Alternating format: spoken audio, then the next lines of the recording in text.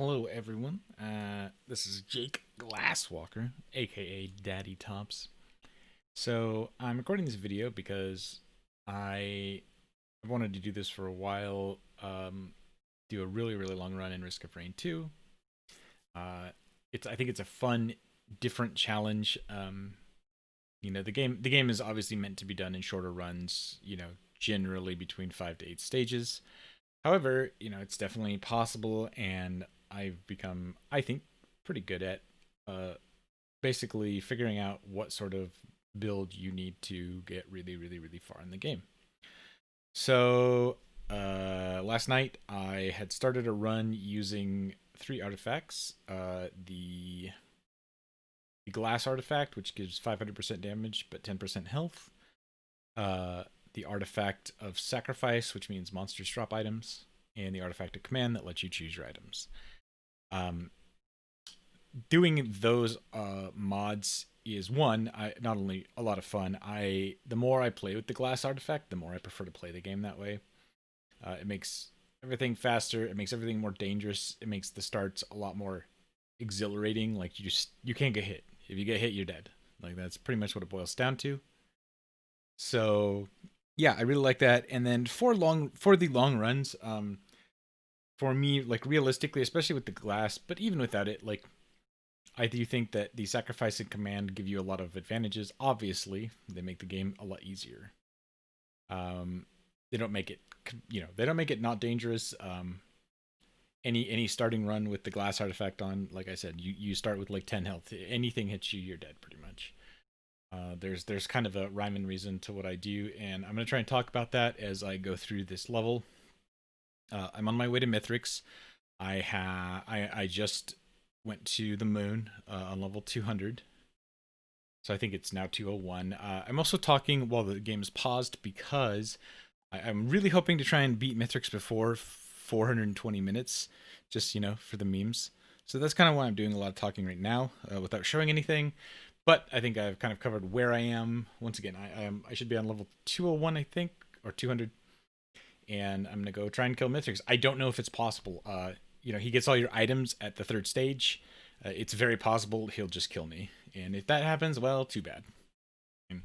But I think I have a decent shot to kill him. I do have three Dio's bears, or Dio's best friend, which, I've been taking a lot of on this incredibly long run. So, also, I did start this last night. It is now Monday. It is now Monday afternoon. I actually left it paused overnight because I had played for like 4 hours and 6 hours, 4 or 6 hours or something, and I was like, I needed sleep, so I went to sleep, got back up, and resumed the run. So, all right. So, as I said, we are going to Mithrix. So, as you can see, I'll talk a little bit about the build when I'm running. So, as you can see, I took a bunch of infusions. Although, one interesting thing about games that go this long is the infusions just stop working. Like, there's just a point, and I think it's when the game, like, there's a certain point in the game where you just don't get infusion anymore. And I might get some here off these new enemies for this stage. I don't know if you might have just seen some numbers popped up because one of them died off screen. That's because So going back to it, so my first item, I did take a bunch of infusions. They don't do anything after a certain point, uh, and I'll get into that a little later. But so that's the first item up there across the top of my screen. So I did take one repulsion armor plating. That is probably the biggest safety item to start a glass run. It gives you a flat 5 damage reduction. The big thing it protects you from is after you get a repulsion armor plate, you can take one wisp hit. One of the lesser wisps, the things that spawn little floating fireheads in the air. You can take one hit from them. And also, if you roll the Stone Titan for your first boss, you can actually stand in his laser and it won't really kill you. You can take like because it reduces the damage to one per tick on it, and so you can take 6 or 7 hits while you get behind cover. Okay, so then of course I have about 146 crowbars. Crowbars have diminishing returns. They don't really do much. The returns get really diminishing after like I think 30 or so. Um, so let's go start this fight. Like I said, I don't think I can actually beat him by 420 minutes, but I'm gonna try. Uh, So crowbars, as you know what they do, they have diminishing returns. I just kept grabbing them, kind of like, why not? It gives you a little more damage. And okay, yeah, this is gonna be doable.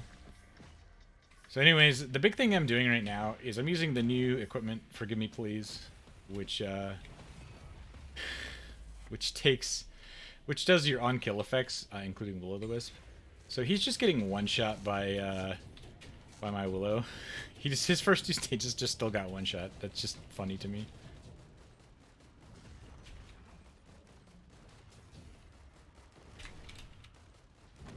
Come on, give me my item. Okay, there's one death. Oh no, I died as he died. Oh, rip. Okay. Well, so anyways, I'll kind of describe the build now that I'm dead.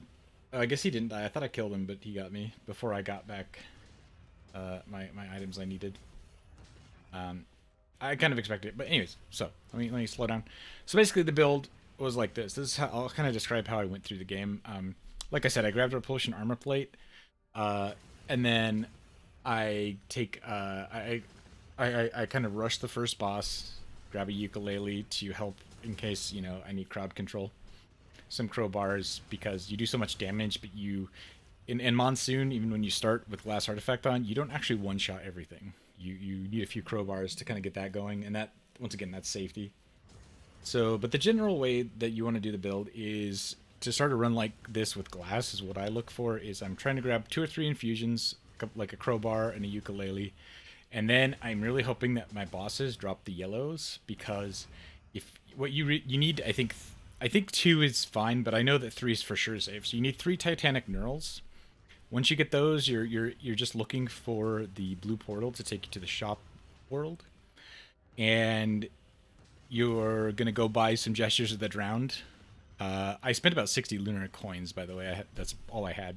So I bought 2 Gestures of the Drowned, and then I went and found the missile equipment. The top, it's the one that just shoots missiles off your back, and that is the safest glass build I found, because once you get that and you start grabbing fuel cells, you need about 12 fuel cells total, but once you get like 6 or 7 fuel cells, your cooldown's like 4 seconds on those missiles, and they just one shot everything, and so everything just dies around you. It's a really safe thing to do. And then what you can do is, if you have the Knurls for the regen and the armor plate to reduce the damage, you can go to the Cell Zone. That's the secret level at the bottom of the shop area, the blue shop. Once you get in there, you can basically farm that infinitely. The timer stops, so the enemies don't get harder. So as long as you can stand outside the cells without dying, you can just farm items. And so I went in there and I farmed up a bunch of items to make myself really, really strong, and then just started proceeding through the game. The other thing that you really need to do for a run like this is have a lot of lunar coins. Like, I recommend 50 to 60 at least, because I ended up buying 21 focused convergence. Those are the lunar item that makes the teleporter area smaller but charge a lot faster. And with 21 of them, it took just about a minute to charge, maybe a little less, maybe like 59 seconds.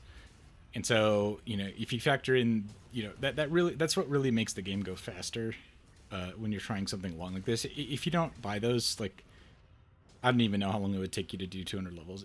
It would probably take you like 12 hours. Not even kidding. They reduce the time, so the teleporter charges so fast. So you need those focus convergence. And then the other thing is, once you've got your missiles going, so you're really safe, you're going to look for another... The first legendary I usually take, again, for safety, is the Ceremonial Dagger. In Glass Artifact mode, it one-shots pretty much everything, and each thing that dies makes another dagger, so your daggers start killing everything for you too. Once again, you're really safe, because you have to be safe. If you get hit, you're dead. Like, that's it. As you can see on the screen, I did end up taking about 10 Dio's Bears through the course of the run through 200 levels, and I used 7 of them. I actually did get hit about 7 times and died. I would have died if I didn't have the Bears. Fortunately, as most of you know, as you're running there's 2 levels that can have a guaranteed legendary, and so you can keep your Deal's Best Friend stock up once you get the run going. So yeah, so there's a lot of points. And then you need to really just kill everything. I mean, I think you need. I only needed about 50 will-o'-the-wisps. I ended up taking more because I noticed that I was getting farther in the game, the scavengers weren't dying in one will-o'-the-wisp explosion. So I ended up with like almost 200 just because I was, trying to make sure they were dying as soon as they spawned. And then what I did also, and I wish I would have done it earlier, but about stage 140, I was really tired of listening to these missiles going off constantly, and I was like, all right, I was like, there's got to be another equipment. And then I remembered, oh yeah, I'm being foolish. I have like, 50 or 70. I think I had like 100 will-o'-the-wisps at that point. I was like, I should switch to Forgive Me Please because my will-o'-the-wisps hitting the entire level. And so as soon as I switched to those, like, that was it. Like, and I could have done it a lot earlier, I think. And I think if I were going to do this again, which I might not, I think I would switch to Forgive Me Please earlier.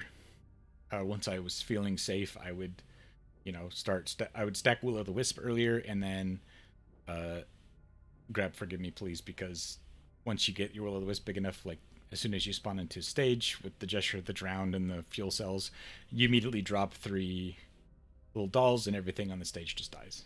Like, you don't even ever see enemies anymore. Some other interesting notes.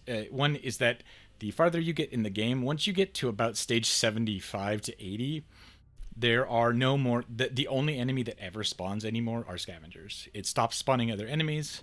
So if you can, it's important to push and make it that far, because that, you want to get there as fast as you can, because that's also the point where you should be starting to kill everything before you really see it. And there's like no chance the game will crash then.